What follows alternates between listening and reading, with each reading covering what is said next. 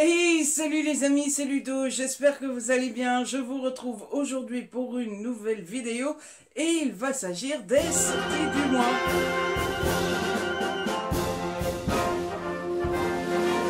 En effet, le mois de mars a déjà bien démarré, est déjà bien entamé et il était grand temps pour moi de partager avec vous un petit peu ce que j'avais repéré au point de vue des sorties. Je suis un petit peu en retard, mais c'est pas grave, je crois que la vidéo peut être intéressante tout de même et c'est pour ça que je vous la filme malgré qu'on soit déjà dans la deuxième semaine. Comme d'habitude, j'ai préparé mon petit carnet avec toutes les petites sorties et comme d'habitude, on est toujours autour de la quinzaine. Il me semble que cette fois-ci, j'ai 18 livres que j'ai repérés et qui m'intéressent. Comme d'habitude, la liste n'est pas exhaustive. Évidemment, il y a beaucoup d'autres choses qui sortent et qui pourraient vous intéresser. Mais bon, voilà, forcément, tant qu'à faire, je repère ce qui m'intéresse moi. Et puis après, à vous de faire votre petite popote, de faire votre petite sélection dans votre coin. Alors, ce mois-ci, ça commençait dès le 3 mars. Le 3 mars, il y a 4 livres qui m'intéressaient et qui sortaient. Il y avait d'abord Là où le bonheur se respire de Sophie Tellmen aux éditions Albin Michel. Alors, Sophie Tellmen, c'est une autrice que je suis depuis que j'ai lu deux de ses romans. C'était euh, Les yeux couleur de pluie et Entre mes doigts coule le sable. Les deux avaient été un coup de cœur. Du coup, à chaque fois, je repère ces sorties. J'en ai pas encore acheté depuis, mais voilà, depuis que j'ai eu des coups de cœur pour ces deux-là, je surveille un petit peu les autres sorties. Ici, de ce que j'ai compris, c'est une jeune femme qui a son ami euh, dans le coma et elle fait tout ce qu'elle peut pour stimuler son amie, pour qu'elle se réveille, pour faire naître en elle une odeur qu'elle connaît, etc. etc. Elle n'y arrive pas et donc elle décide d'aller là où ils ont vécu pour essayer de mettre en bouteille l'odeur de là où ils vivent, l'air qu'ils respirent habituellement, etc. Tout le monde se dit un petit peu, oula, elle a l'air un petit peu chelou celle-là, hein, vouloir mettre de l'air en bouteille, hein. Sauf qu'il y a un infirmier qui ne trouve pas l'idée si bête que ça, et entre elle et l'infirmier. Donc voilà, je pense que ça va être une chouette histoire. Ça va être une chouette histoire tout d'abord de maladie et de... On va tous espérer que cette jeune dame qui est dans le coma va s'en sortir, mais aussi une belle histoire d'amour entre ce jeune infirmier et cette jeune femme qui souffre de voir son ami dans le coma. À mon avis, ça doit être très joli, surtout avec le style de Sophie Tellmen. Donc, euh, donc voilà, ça m'intéresserait pas mal. Le deuxième livre, eh bien, je ne sais pas du tout de quoi il raconte. Oui, ce qu'il raconte, il s'agit de I Will Be Your Romeo. Oh yeah, baby. De Alana Scott aux éditions Harlequin dans la collection E.H. Alors, je le rajoute dans ma wishlist sans savoir ce que ça raconte, tout simplement parce que, en fait, j'aime beaucoup Alana Scott. Elle avait déjà écrit The Good Girl Love Bad Boy, I Will Not Love You et Life is Short, Love is Hard. C'était trois bouquins que j'avais beaucoup aimés et donc bah, je suis un peu l'autrice, je suis un peu Alana. Et c'est toujours un plaisir de la lire et donc voilà, son nouveau roman sort. Je sais pas du tout de quoi ça parle. Je fais assez confiance à l'autrice et donc j'ai très hâte, très envie de le lire et je l'ai noté. Mais si jamais le résumé vous plaît, enfin en tout cas si jamais le résumé vous intéresse, il va falloir aller voir ça vous-même les amis. Le troisième livre qui sort le 3 mars, c'est Les Oubliés de John Grisham aux éditions JC Lattès. Alors, j'ai un peu de mal avec John Grisham, vous le savez sans doute, je pense que je vous l'ai déjà dit. C'était un de mes auteurs favoris au départ, sauf que ces 3, 4, 5 derniers m'ont déplu. Et du coup, je pense que quand 5 livres d'un auteur vous déplaît, vous pouvez assez légitimement vous dire que ce n'est plus votre auteur préféré. Donc je m'étais dit, John Grisham, j'arrête. Maintenant, quand je l'ai vu dans le programme, je me suis dit, ah, John Grisham, ouais, c'était quand même bien, John Grisham. Et puis, j'ai lu le résumé, ça me plaisait pas mal, etc. Alors, c'est du thriller judiciaire, ça a toujours été le cas avec John Grisham. Ici, si j'ai bien compris, c'est un homme qui se fait tuer par une carabine dans son bureau pendant qu'il travaille. Et j'ai pas lu le reste, mais bon, voilà, on me dit thriller. Judiciaire. Je pense qu'il va y avoir une erreur pendant le procès ou un truc comme ça. Euh, donc ça m'intéressait pas mal. Maintenant, est-ce que je vais l'acheter? Je pense pas. Je pense même pas le mettre dans ma wishlist. Je l'ai pas demandé à JC Lattès. Mais bon, voilà, je me dis qu'il y a peut-être des fans de JC Lattès. Des fans de John Grisham parmi vous. Et donc, bah voilà, je vous préviens qu'il y a un nouveau qui sort. Et enfin, le quatrième du 3 mars, je l'ai déjà reçu, je vous le montre donc comme ça. Il s'agit de La chair de sa chair de Claire Favant aux éditions HarperCollins dans la collection noire. Je le trouve juste magnifique, hein, voilà. C'est ça qui est chouette aussi quand on peut vous le montrer en vrai plutôt qu'une image, hein, on peut vous montrer à quel point il est joli. Alors comme je l'avais sous la main, j'ai pas lu le résumé sur internet, on est avec Moira O'Donnell, c'est Derrière le feu des bouches, des boucles rousses et l'énergie inépuisable, une femme en lutte pour garder la tête hors de l'eau. C'est une vie d'adulte démarrée trop tôt. Ce sont trois gamins livrés à eux-mêmes et autant de boulot cumulé pour les nourrir. Ce sont des pères absents, le premier incarcéré le plus longtemps possible, croit-elle, et le second suicidé. C'est une culpabilité sans fin. Moira O'Donnell, c'est la solitude d'une mère de famille, dure au mal, qui se bat, tombe et renaît pour ses enfants et avec eux. Chaque semaine, elle achète un ticket de loterie en rêvant à une vie meilleure, mais les services sociaux ont d'autres projets pour elle, et un problème n'arrivant jamais seul, l'équilibre précaire qu'elle pensait avoir bâti tourne bientôt à la tragédie. Avec ce nouveau thriller, Claire Favant continue de construire une œuvre où injustice, manipulation et faux semblants gangrènent tout espoir de guérison. Ça n'a pas l'air, je sais pas ce que vous en pensez, mais ça n'a pas l'air Jojo, hein, voilà. Donc je pense que je le lirai parce que j'avais eu un beau petit coup de cœur pour son dernier qui était Les Cicatrices, qui sort en poche d'ailleurs. Et donc voilà, je pense que je le lirai par curiosité, mais on a déjà connu plus Jojo, hein, voilà. Le 4 mars sort un livre que j'ai déjà reçu aussi. Il s'agit de Disgrace de Brittany C. Cherry aux éditions Hugo dans la collection du romance. Alors, j'ai pas lu le résumé, tout simplement, et je ne le lirai pas là maintenant, tout simplement parce que en regardant sur Booknote, je me suis rendu compte que c'était un tome 2. Alors, je sais pas si c'est une suite directe ou si c'est un tome compagnon, mais en tout cas, il est lié à Bain the Bar, que heureusement j'ai, donc je vais pouvoir le lire, mais du coup j'ai pas voulu m'y intéresser de trop près pour ne pas me spoiler. Toujours est-il que Brittany C. Cherry, depuis Eleanor and Gray et London and Shea, je vais pas revenir sur ces trois-là, je crois que je vous ai déjà assez bassiné avec ceux-là, mais depuis ces trois-là, Brittany C. Cherry, c'est l'amour de ma vie, hein, je vous le dis. Donc j'ai hâte de découvrir celui-là, mais je ne sais absolument pas de quoi il parle, puisqu'il faut que je lise d'abord Baines the Bar. Ensuite, le 4 mars, malheureusement je ne l'ai pas, mais j'aimerais beaucoup, il y a Les 5 règles du mensonge qui sort. C'est écrit par Ruth Ware. C'est aux éditions Fleuve. Alors, c'est une personne qui va se mettre à mentir. En fait, le résumé dit première règle, dire un mensonge. Deuxième règle, ne jamais dévier de son mensonge. Troisième règle, et ainsi de suite. Donc voilà, c'est assez mystérieux. On sait juste que ça va passer autour du mensonge, que ça va se passer autour du mensonge, et que, à mon avis, ça va encore être bien savoureux comme il faut. Et puis surtout, moi, Ruth Ware, je l'ai dans ma petite tête depuis le fameux coup de cœur qu'avait été La disparue de la cabine numéro 10, que je vous conseille et reconseille et re-reconseille, puisque c'est un excellent souvenir pour moi. Et donc, eh bien, vous commencez à connaître la chanson avec moi. Une fois que j'ai une autrice dans ma petite tête, que je me dis que c'est jackpot et que c'est coup de cœur, eh bien je n'hésite pas à lire les autres livres. Le prochain, c'est le dernier que j'ai déjà en ma possession.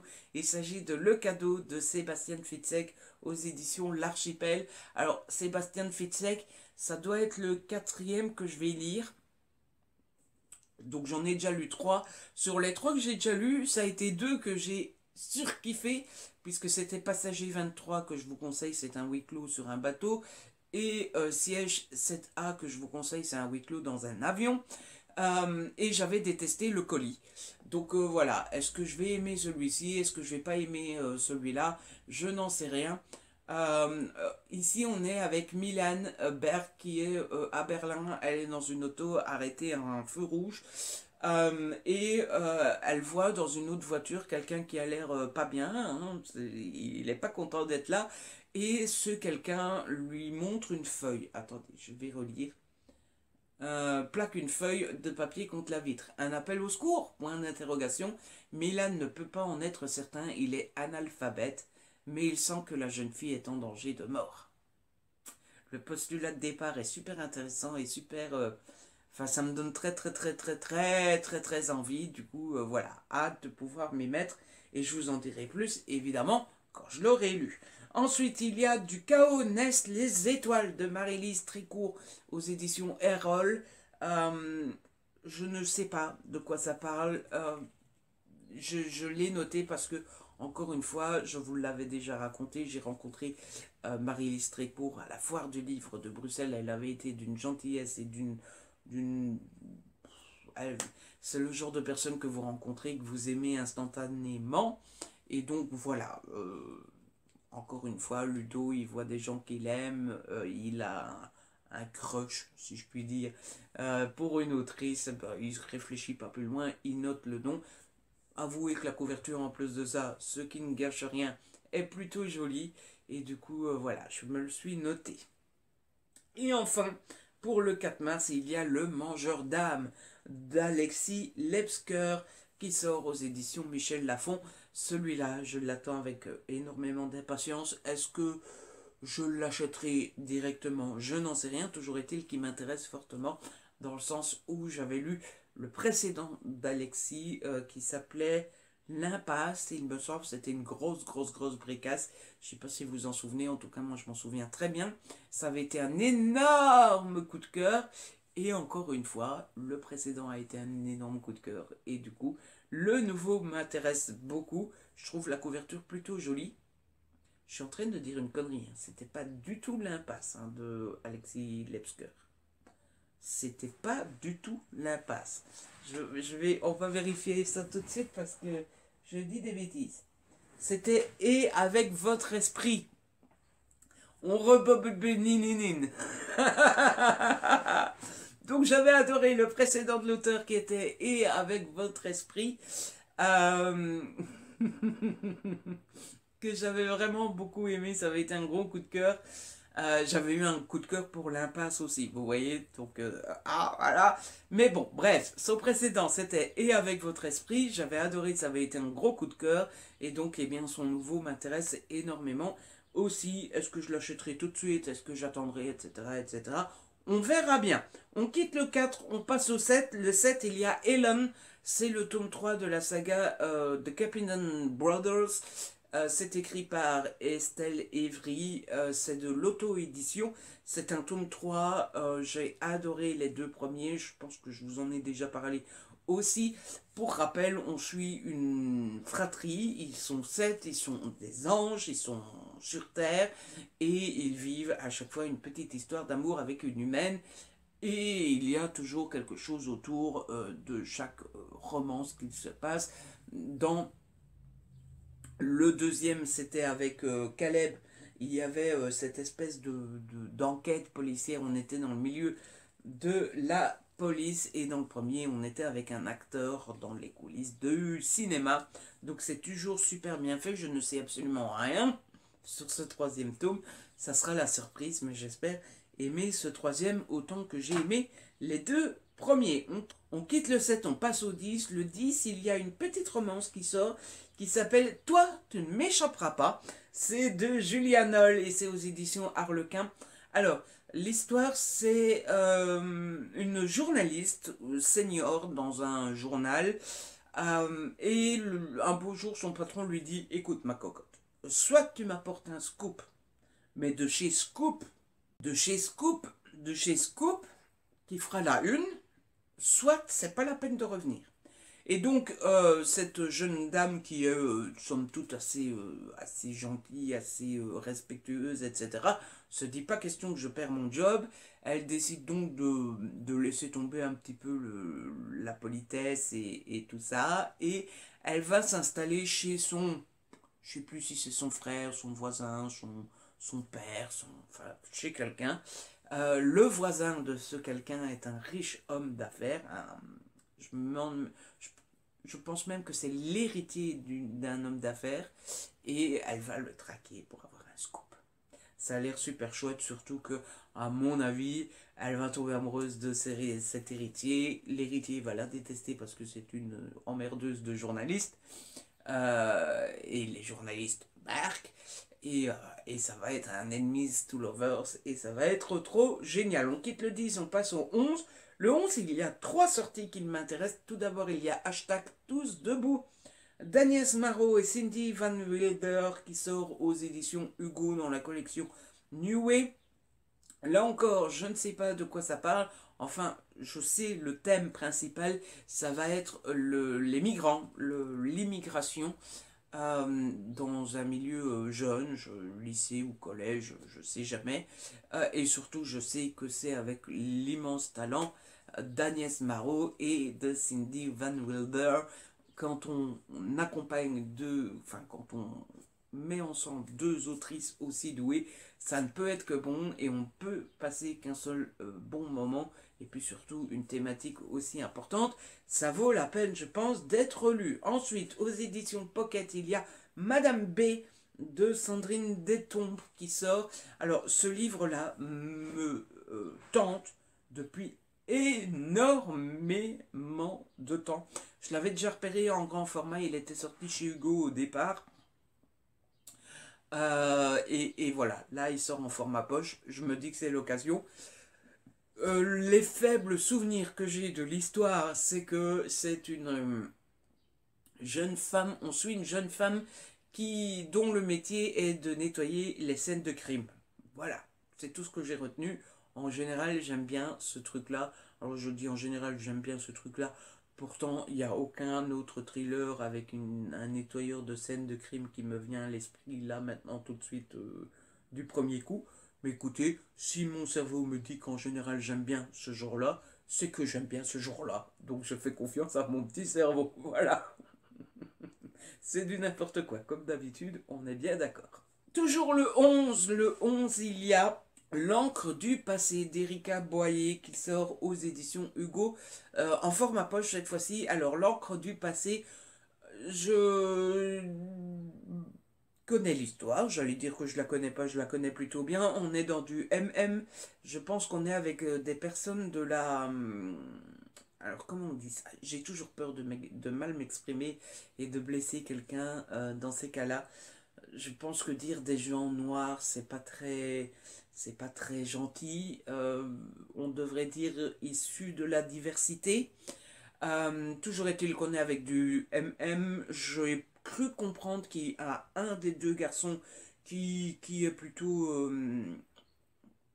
à l'aise pour se montrer avec son copain et l'autre a un peu plus de mal à s'accepter. En tout cas, ils se rencontrent, ils se plaisent vraiment beaucoup. L'un est déjà prêt à commencer une histoire normale, hein, une histoire d'amour.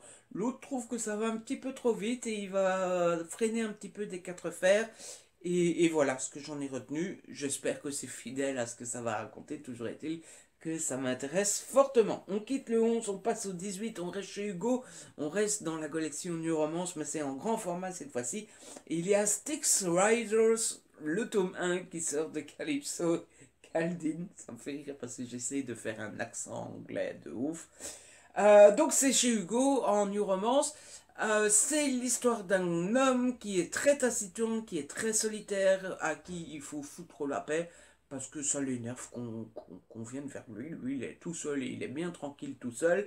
Et il est tout seul et il est bien tranquille tout seul et il est devenu taciturne. Pourquoi? Eh bien parce qu'il s'est fait quitter il y a 10 ans par la femme de sa vie, par la femme qu'il aimait par-dessus tout le jour de son mariage.